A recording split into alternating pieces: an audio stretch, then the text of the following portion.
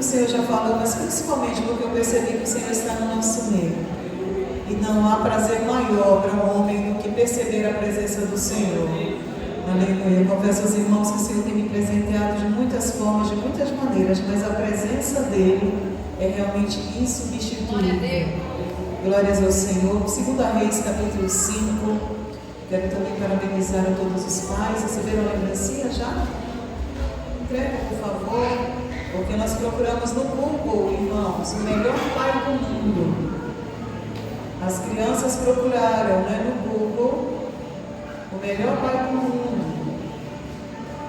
E elas vão entregar aí.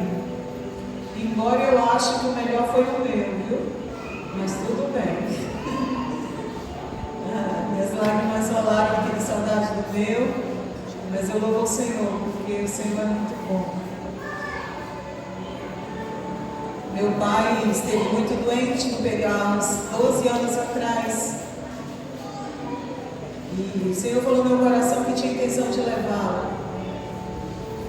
E eu chorei muito, me humilhei diante do Senhor. E o Senhor teve misericórdia e Ele mudou de ideia. Isso é muito bom, sabe, irmãos? É uma história longa, não tenho como compartilhar com os irmãos, porque tomaria todo o tempo que eu tenho. Mas o Senhor teve misericórdia de mim, mudou de ideia. E o Senhor disse: filha, eu vou dar mais alguns anos de vida para o teu pai. Eu estava em cima do monte, em jejum. E o Senhor disse isso para mim na madrugada, de madrugada. Estava chovendo. E eu disse assim: Senhor, meu pai acorda muito cedo, que todas as 5 horas da manhã ele estava na padaria, era padeiro, né, dono de padaria. Eu disse: Senhor, pois visita meu pai nessa madrugada e diz para ele que tu acabou de me dizer. O Senhor disse: filha, vou curar teu pai, vou dar mais uns anos de vida para ele.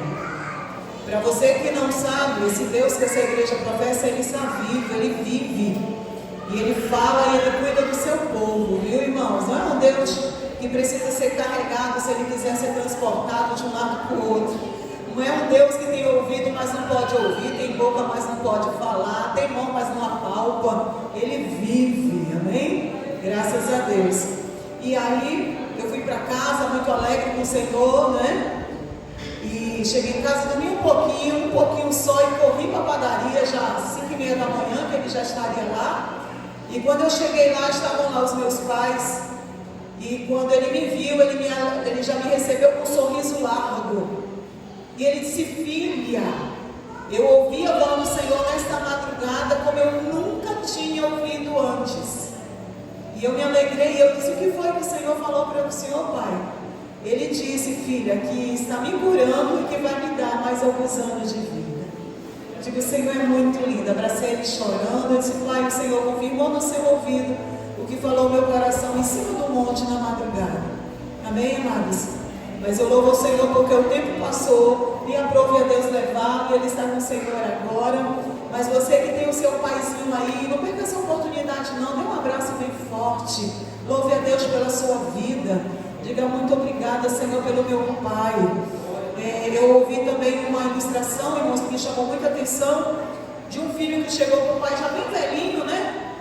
Trabalhador de roça, mão pesada, cheio de calo, e disse: pai, eu trouxe aqui um presente. O que é isso, filho? Um celular? Não quero celular, não preciso de celular. O filho disse: precisa, pai, porque com o celular, todos os dias nós vamos ligar para o Senhor.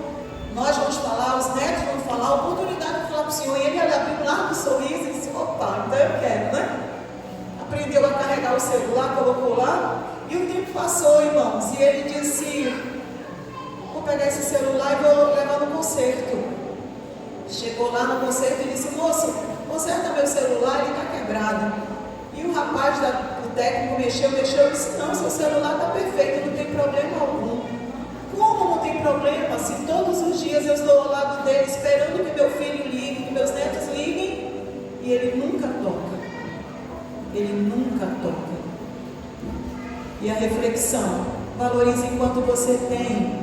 Porque, como bem nos lembrou o pastor, irmãos, essa vida passa muito rápido, é muito rápido. E daqui a pouco eles não estarão mais conosco. Então, não perca a oportunidade. Dê um abraço bem forte, expresse a alegria, o amor que você sente por ele. Amém? 2 Reis, capítulo 5, a partir do versículo 1, passagem bastante conhecida, eu tenho pouquíssimo tempo, graças a Deus por isso. Diz assim a palavra do Senhor. Só quem achou diz amém? Quem não achou, a Mandara já colocou ali também. E Naamã, chefe do exército do rei da Síria, era um grande homem diante do seu Senhor, de muito respeito, porque por ele o Senhor dera livramento aos sírios. Era este varão valoroso, porém leproso. Saíram tropas da Síria e da terra de Israel, levaram presa uma menina que ficou ao serviço da mulher de Naamã. E disse esta a sua senhora: tomara que meu senhor estivesse diante do profeta que está em Samaria, ele o restauraria da sua lepra. Então entrou Naamã e notificou a seu senhor, dizendo: assim e assim falou a menina, que é lá da terra de Israel. Então disse o rei da Síria: vai, anda, enviarei uma carta ao rei de Israel. Foi, tomou na sua mão 10 talentos de prata, 6.000 ciclos de ouro, 10 mudas de vertes, e levou carta ao rei de Israel, dizendo: logo em chegando a ti esta carta, saibas que eu te enviei Naamã, meu servo, para que o restaures da lepra. Sucedeu que, lendo o rei de Israel a carta, rasgou as suas vestes e disse: sou eu Deus para matar e para vivificar, para que este envie a mim, para eu restaurar o homem da sua lepra? Pelo que deveras notai, peço-vos e vede que buscas ocasião contra mim. Sucedeu, porém, que ouvindo Eliseu, homem de Deus, que o rei de Israel rasgara as suas vestes, mandou dizer ao rei: por que rasgaste as tuas vestes? Deixa ouvir a mim, e saberá que há profeta em Israel. Veio, pois, Naamã com seus cavalos, carros, e parou à porta da casa de Eliseu. Então Eliseu lhe mandou um mensageiro, dizendo: vai, lava-te 7 vezes no Jordão, e a tua carne te tornará e ficarás purificado. Porém, Naamã muito se indignou e se foi, dizendo: eis que eu dizia comigo, certamente ele sairá, por-se-á em pé, invocará o nome do Senhor seu Deus, e passará a sua mão sobre o lugar e restaurará o leproso. Não são porventura Abana e Farpar, rios de Damasco, melhores do que todas as águas de Israel? Oxe, não me poderia eu lavar neles e ficar purificado? Voltou-se e foi com indignação. Então chegaram-se a ele seus servos e lhe falaram e disseram: meu pai, se o profeta te disser alguma grande coisa, porventura não a farias? Quanto mais dizendo-te a ele: lava-te e ficarás purificado. Então desceu, mergulhou no Jordão 7 vezes, conforme a palavra do homem de Deus, e a sua carne tornou como a carne de um menino, e ficou purificado. Então voltou o homem de Deus, ele, toda a sua comitiva, e veio, pôs-se diante dele e disse: eis que tenho conhecido que em toda a terra não há Deus, senão em Israel. Agora, pois, te peço que tomes uma bênção a teu servo. Amém? A igreja do Senhor pode sentar adorando ao Senhor. Glórias ao Senhor Jesus. Irmãos, eu pedi desde ontem que eu peço uma palavra para trazer a igreja do Senhor hoje. E o Senhor desde ontem que faz arder o meu coração com essa referência bíblica. Eu não sei se os irmãos entenderam, eu fiz questão de ler todo o contexto, porque eu não tenho a intenção de, na mensagem, focar na história. Não tenho a intenção de focar na história. Por isso fiz questão de ler, para que os irmãos entendam o contexto. O povo sírio era um povo adversário do povo de Israel. O povo de Israel é um povo escolhido, é um povo que Deus ama, né? A Bíblia Sagrada diz que eles são, né, os filhos escolhidos, e nós fomos enxertados como zambuzeiros, né? Povo de Deus, povo que Deus ama. E os assírios, assim, eles viviam em guerra muito frequentemente para tomar posses, né? Para tomar como herança terras. E algumas vezes Israel prevalecia sobre a Síria, e outras vezes, entenda, Deus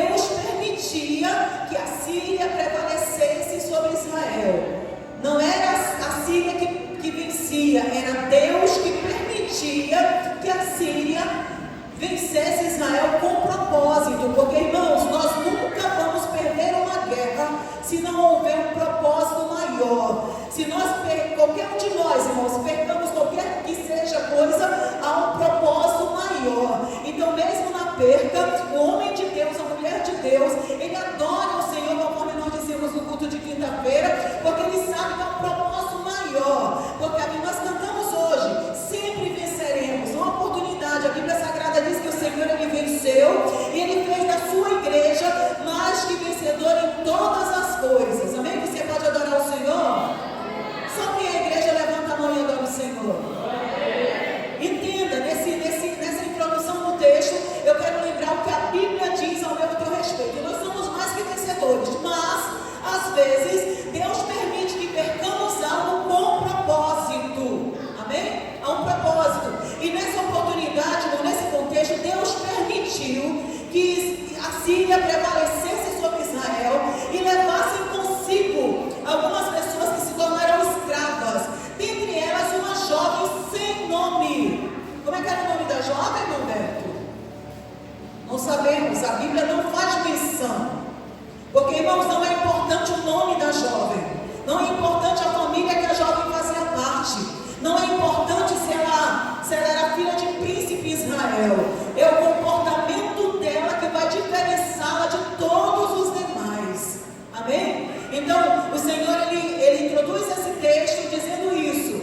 Se você perder alguma coisa, se liga com o Senhor, porque Ele quer te ensinar alguma coisa. Amém? Aí a Bíblia Sagrada vem falar sobre um homem cujo nome era Naamã. E a Bíblia vem dizer que esse homem, ele era chefe do exército sírio. Era alguém extremamente importante.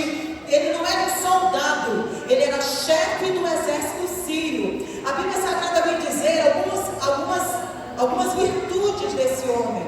Vem traçar alguns adjetivos acerca desse homem. No versículo 1, a Bíblia Sagrada vem dizer que ele era um grande homem. Ele era um homem de respeito. Era um homem valoroso. Era um homem que realmente se destacava na sociedade.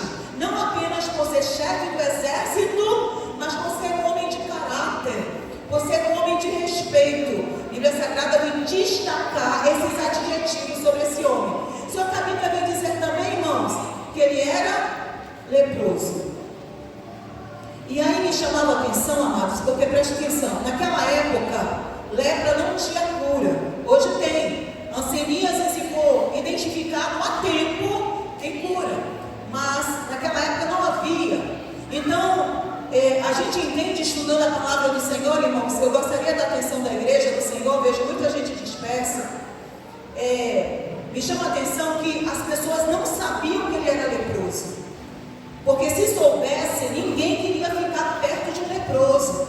Porque a lepra, ela é altamente contaminosa, ela contamina. Se eu estiver leprosa e eu me aproximar de alguém, essa pessoa ela contrai a doença e não havia cura. É mais ou menos parecido, irmãos, para a gente entender, quando apareceu o Covid-19, o coronavírus, que a princípio, logo no início, ficou todo mundo assustado. Nossa, chegou no Brasil. Apareceu um em Roraima. Meu Deus, apareceu um em Roraima. Ficou todo mundo desesperado, lembra disso? E assim, um morreu já. E estava todo mundo assustado. Ninguém queria chegar perto de ninguém, né? O Ministério da Palavra de Deus foi uma das únicas igrejas que permaneceram de porta aberta e não fechou dia algum, né? Mas as pessoas estavam assustadas. Alguns ligavam para o pastor para pedir que o pastor fosse orar, porque estavam com febre alta, com sintomas. As minhas filhas diziam assim: pai, não vá. Com medo deles ele pegar e morrer, né? E ele disse: ixi, está repreendido, porque ela tem medo de enfermidade, maior aquele que está comigo. Fui chamado para fazer a obra do Senhor, e o Senhor usou muito ele para trazer a restauração de muitos, né, irmãos? Mas escute, irmãos, então ninguém sabia. Eu quero só, com esse exemplo, testemunhar que ninguém sabia que ele era leproso. Era algo que estava escondido, porque ele continuava trabalhando como general, as pessoas continuavam com respeito, com admiração, ele continuava trabalhando. A lepra começa uma manchinha, é assim, o povo que é enfermeiro, uma manchinha aparentemente inofensiva, só que você vai apertando e percebe que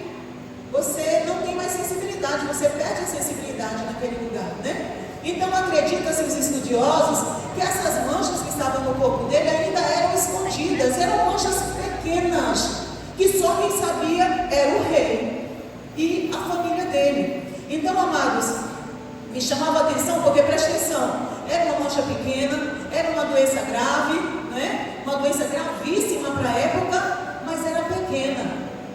E às vezes, irmãos, nós estamos passando por situações que parecem pequenos, problemas que parecem pequenos, e nós desprezamos esses problemas, e nós jogamos para debaixo do tapete para às vezes tentar resolver depois. É um problema que tem me afligido, é um problema que me inquieta, mas eu vou adiando a resolução desse problema. Eu vou tentando criar recursos paliativos. O que é um recurso paliativo? Só para diminuir, né, aquele problema, para amenizar a dor, e ele continua lá. E muitas vezes eu tenho desprezado problemas que são pequenos, mas que eles podem se tornar grandes e podem trazer graves problemas para a minha vida. E podem interferir em toda a minha vida, se eu não perceber a necessidade de resolver um problema que me aflige e que pode muitas vezes me afastar de Deus, como nos lembrava o pastor. Aí, irmãos, a história conta que ele era leproso, então ninguém percebia no trabalho, ninguém percebia no meio dos amigos. Eu imagino ele rindo para todo mundo, não deixando ninguém perceber que ele tinha aquele grave problema. Mas sabe o que é maravilhoso, irmãos? O Deus de Israel conhecia Naamã e sabia do problema dele. E eu quero te dizer nesta noite que, embora você muitas vezes finja que essa situação ela não existe, os olhos do Senhor estão sobre você, e Ele sabe como você se sente, e Ele quer te socorrer, Ele quer te ajudar. Ontem nós lemos essa referência bíblica. O Senhor diz assim: olha, vinde a mim, vós que estáis cansados, sobrecarregados, oprimidos, e eu vos aliviarei. Eu me lembro quantas vezes antes de conhecer o Senhor, irmãos, muito parecido com a história de Naamã, eu tinha tudo que aparentemente alguém precisasse ter, aleluia, tinha roupas bonitas, tinha sapatos bonitos, tinha um marido que me amava, tinha pais maravilhosos, né? Tinha tudo, tinha um bom emprego, mas um vazio tão grande dentro da minha alma, que eu dizia: o que é isso? Que vazio é esse? Que tristeza é essa? Que sentimento é esse? Que não me larga, que não me deixa, aleluia. Aí, só que Naamã, ele saía do trabalho e ia para casa, e quando ele chegava em casa, ele tirava toda aquela armadura, ele tirava toda aquela roupa, e a família, irmãos, sabia do seu problema. Eu imagino aquela jovem que trabalhava lá, ela viu na guerra como Naamã se comportou, um homem forte, poderoso, guerreiro, agora dentro da sua casa, aleluia, tão vulnerável, né? Lá ele podia desabafar, lá ele podia chorar, lá ele podia confessar a situação, como ele se sentia de verdade. E aí, nesse sentido, irmãos, eu gostaria de chamar a atenção da igreja, de todos nós que estamos aqui nessa noite. Existem situações que nós vivemos, irmãos, que muitas pessoas nós não podemos compartilhar com muita gente. Existem situações que nós vivemos que só aqueles mais próximos, que nós realmente sabemos que podemos confiar, é que nós vamos poder compartilhar. A gente vê muito comumente pessoas se expondo, né, nas redes sociais. Me sentindo assim, me sentindo não sei como, e bate foto da família toda. E quando eu vejo, eu disse: meu Deus, como é corajoso, como é corajosa, como se expõe. Irmãos, nós temos poucos amigos. A Bíblia Sagrada diz que nos últimos dias as pessoas seriam amantes de si mesmas.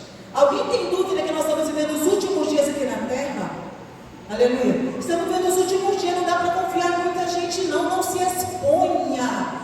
Aleluia, só se abra, só confesse situações com aquelas pessoas que realmente são muito próximas e que podem te ajudar. Eu pergunto, ele foi até o rei de Israel, o rei de Israel pode ajudá-lo? Então o que adianta conversar com quem não pode fazer nada por você? O que adianta se expor para alguém que não pode te socorrer, não pode te ajudar? Mas diz a Bíblia Sagrada que graças a Deus, aleluia, havia alguém naquele lugar, irmãos. Olha, presta atenção. Ele devia ter um salário altíssimo. A casa dele devia ser belíssima. Pelo status social que ele tinha, ele devia ser, a casa dele devia ser aquela que o pessoal passa e diz: nossa, que casa. Ele devia, a esposa dele devia se vestir muito bem, os filhos, né, muito bem. Mas ele tinha um problema que ele não conseguia resolver. O dinheiro não pode comprar tudo. Mas ele aprenderia isso mais tarde, irmãos, porque Deus, ele é tão maravilhoso, que ele nos ama tanto, que ele cria situações para revelar que nós estamos enganados, que nós estamos equivocados com a nossa maneira de pensar. E Deus colocou essa jovem lá dentro. Essa jovem era empregada da casa. Essa jovem estava apartada dos pais. Essa jovem não tinha uma casa própria. Essa jovem financeiramente não tinha nada. Essa jovem possivelmente não tinha acesso à leitura, a estudo, ela não tinha. Mas ela tinha a presença do Deus Todo-Poderoso. E aquilo que para esse homem era uma situação irreversível, aquilo que para aquele homem era um problema gigantesco, ela chega até o ouvido daquela jovem e ela disse: eu conheço alguém que pode mudar essa situação. Eu pergunto: tem alguém aqui que conhece alguém que pode mudar situações sobre a terra? Você está aqui nesta noite que você conhece alguém que pode reverter o quadro, que pode mudar situações difíceis, aquele Deus de causas impossíveis. Há alguém nessa noite aqui como aquela jovem que pode apresentar esse Deus, aleluia, diante de uma situação difícil, diante de uma situação irreversível.